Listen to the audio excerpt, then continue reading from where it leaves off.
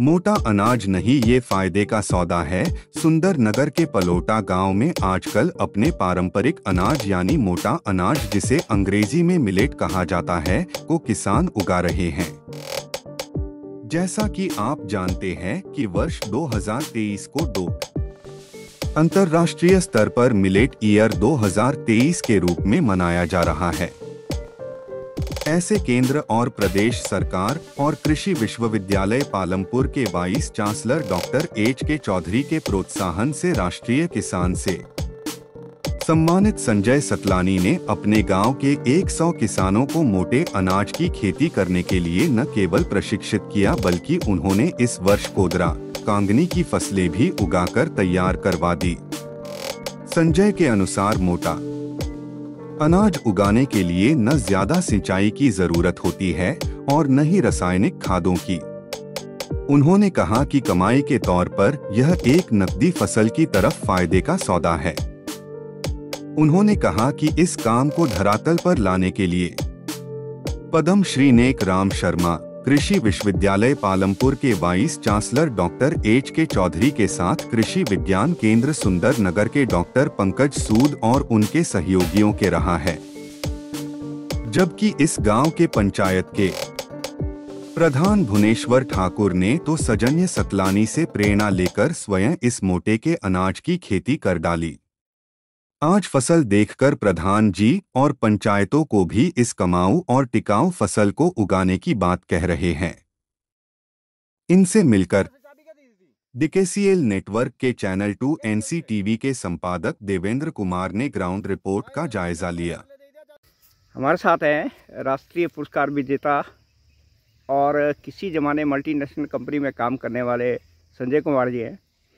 आजकल इन्होंने जो है मोटे अनाज की खेती पर जो है अपने गांव को जो है काफ़ी प्रशिक्षित किया है और आज उसी के रिज़ल्ट आप देख रहे हैं कि आज यहाँ पे जो है फलौटा गांव बोलते हैं यहाँ, और इस गांव में आजकल कोदरे की खेती हो रही है। तो संजय कुमार जी, आप बताइए कि इस खेती का क्या फ्यूचर है? इस खेती का फ्यूचर बहुत ही उज्जवल है।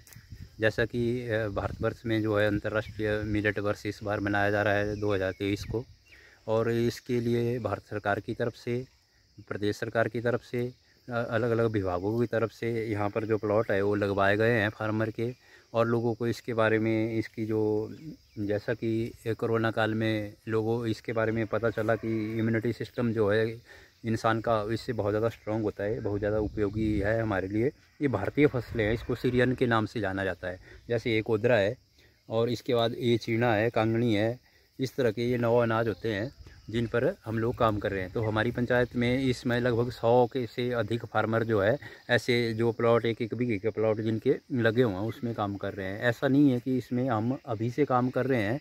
हमारे जो पूर्वज थे, बुजुर्ग थे, वो कई पीढ़ियों से इनको तैयार करते थे, क्योंकि ये भारतीय फसलें हैं और हमारी सेहत के लिए बहुत ज़्यादा गुणकारी है। अब आप थोड़ा ये बताइए कि जो आपके हाथ में कोदरा है, इस फसल को लगाने के लिए किस तरह का मॉइस्चर चाहिए, किस तरह का टेम्परेचर चाहिए? क्या इसके लिए भारी भरकम सिंचाई की ज़रूरत होती है? नहीं, इसके लिए भारी भरकम सिंचाई की आवश्यकता नहीं होती है। ये सूखे क्षेत्रों में भी हो जाता है और अधिकतर सूखे क्षेत्रों में इसका अच्छा उत्पादन आता है। ऐसी ज़मीन जहाँ पर कोई दूसरी बड़ी फसल नहीं होती है वहाँ पर हम इसकी खेती कर सकते हैं।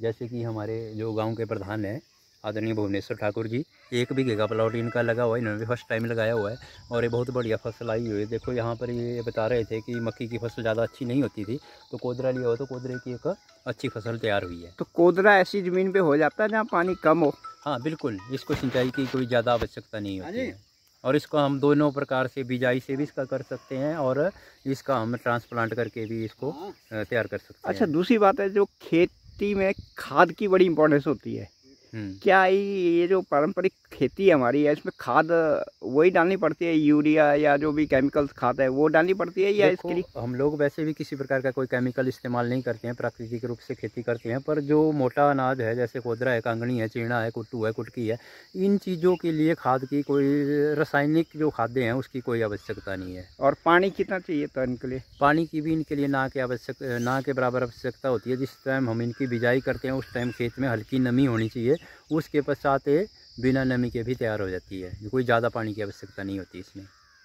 अभी आपने अपने गांव में 100 किसान तैयार किए हुए हैं, मतलब एवरेज में देखिए तो 50-60 खेत हो गए हुए हैं। हाँ, लगभग 100 खेतों में लगे होंगे। तो लोग इस खेती को किस नज़रिए से देखते हैं? कमाई के नज़रिए से देखते हैं या अपनी पारंपरिक खेती को बचाने के नज़रिए से देखते हैं? फिलहाल तो लोग इसको सेहत के नज़रिए से देखते हैं। मैं समझता हूँ कि हफ्ते में हम सप्ताह में 7 दिन होते हैं, 7 में से हम इसका इस्तेमाल 1 दिन भी करते हैं तो कम से कम जो पैसा हमें हॉस्पिटल में जा कर के देना पड़ता है, वो हमारी सेहत का जो वहाँ पर हमें पे करना पड़ता है, कम से कम वो ना करना पड़े और हम अपने खेतों से अपना जो स्वस्थ चीज़ें हैं उसको खाएँ। तो हम इस नज़रिए से देख रहे हैं कि हम इसको अपनी डाइट में शामिल करें। फिलहाल कोदरे से क्या क्या बनता है? ये जितने भी जो मिलेट हैं उनमें से कोदरा एकमात्र ऐसा मिलेट है जिससे जो है आटा बनता है और इसकी हम रोटी बनाते हैं, इसकी हम बिस्किट भी बना सकते हैं, इसकी चाय भी बनती है। अदरवाइज जो दूसरे हैं इन सब का, जैसे ये चीना है तो इसका या जो कांगड़ी है उसका चावल निकलेगा, उसकी खीर वगैरह के चावल के तौर पर हम उसको इस्तेमाल कर सकते हैं। इसका जो प्राइस होता है वो भी ज़्यादा रहता है और इसकी जो न्यूट्रिशन वैल्यू है वो भी बहुत ज़्यादा होती है। धान है जो आज की फसलें हैं, आपको पता ही है आजकल ऐसी टेक्नोलॉजी आ गई है कि एक ही खेत में काफ़ी मात्रा में धान छल्ली वगैरह उगती है, लेकिन इनकी प्रोडक्शन एक लिमिटेड एडिशन तक होती है। तो क्या लगता है कि किसानों के लिए ये फसल, अगर वो आप उसके किसी किसान के पास 10 खेत है, अगर उसमें से वो 2 खेत भी उगाता है तो कितनी कमाई कर सकता हो? जहाँ तक कमाई का संबंध है तो इसका जो प्राइस रहता है कोदरे का कम से कम 100 रुपये किलो के हिसाब से आटा जाता है। आजकल इसकी डिमांड भी बहुत ज़्यादा है। तो ये तो हमारी मेहनत के ऊपर निर्भर करता है। अगर हम 2 खेतों में 4 खेतों में इस्तेमाल करते हैं तो उसमें कितनी प्रोडक्शन आती है, और जितनी ज़्यादा प्रोडक्शन आती है उससे कमाई तो होगी।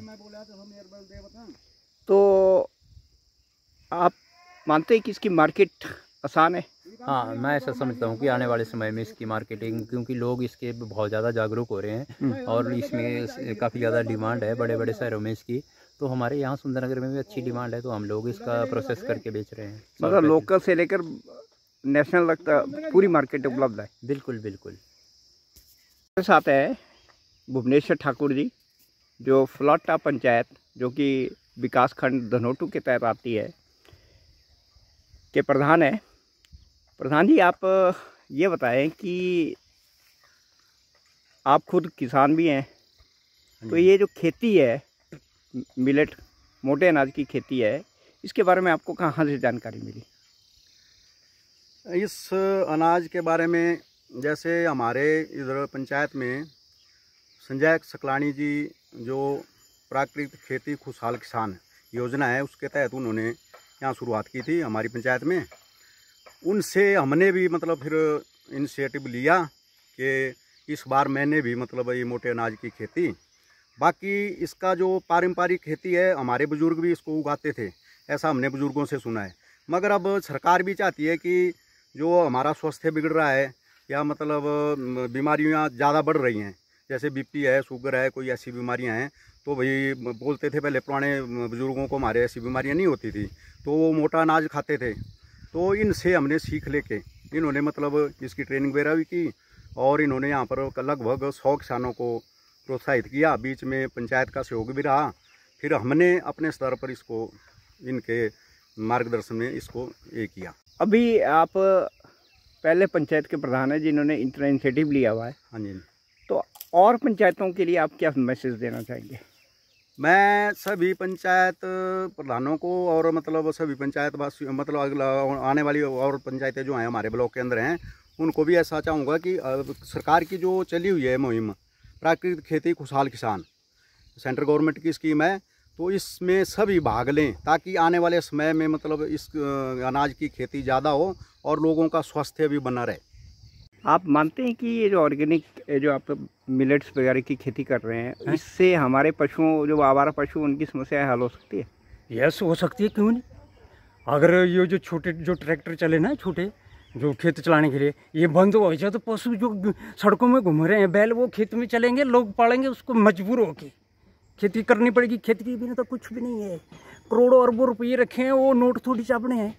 खेती करेगा तभी सब कुछ। सृष्टि चली हुई है ना, दुनिया चली है, तो उस ज़मीन के ऊपर जो खेती में अनाज पैदा रहा, पाई अनाज खाएंगे तभी चल पड़ेंगे। सुबह शाम सरकार जो इन तो जो उपकरणों को खरीदने के लिए सब्सिडी दे रही है, उससे अच्छा अगर लोग ऐसे पशु पालते हैं, पशु पालने पर ज़्यादा ये करें, बैलों से खेती हो तो सबसे उत्तम होगी, तो तभी ये पारंपरिक खेती है। तभी पारंपरिक खेती हो सकती है, वरना नहीं है। क्योंकि पशुओं पर सरकार पूरा फोकस दे पालने के लिए। जो बैल पालते थे, आज देखो हमारे सुंदरनगर में मंडी लगती थी मार्च महीने, तो अपने हरियाणा, पंजाब, दिल्ली, यूपी से अच्छे बच्चे आते थे, बच्चे, और उनको यहाँ पालते थे और उनसे खेती करते थे। बाद में बड़े होते हैं, फिर उसी जहाँ जन्म हुआ वहीं चला जाते थे, वो दोबारा व्यापारी ले जाते थे। आज कहाँ है, आज कुछ नहीं है। वो बैल। धीराम जी, आप ये जो मिलेट उगा रहे हैं, इसमें सरकारी तौर पे आपको कोई सलाह या किसी ने इनिशिएटिव किया है आप इस मामले में,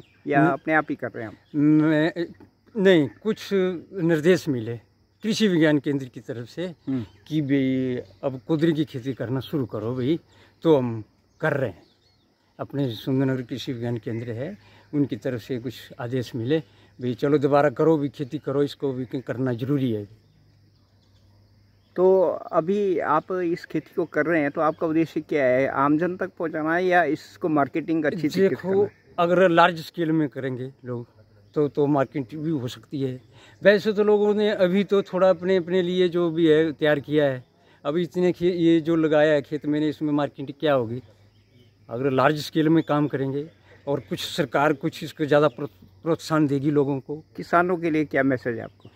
किसानों के लिए ऐसा मैसेज है कि अब तो देखो, जो कागज़ों में कुछ और हो रहा है और जो ज़मीन लेवल में जो काम हो रहा है वो प्रैक्टिकल कुछ और हो रहा है। देखिए, अच्छा, मतलब आपका कहने का मतलब है कि क्योंकि ऐसा है ना, गौ जो बैल जो सड़कों में घूम रहे हैं, बोलते हैं ऑर्गेनिक खेती करो, वो कैसे होगी? अगर वो बैल खेत में चलेंगे और उससे गोबर तैयार होगा, खाद तैयार होगी, या नहीं होगा उससे तैयार है? और दूसरे यंत्र चला पे वैज्ञानिक चलो आगे बढ़ा, विज्ञान बढ़ा।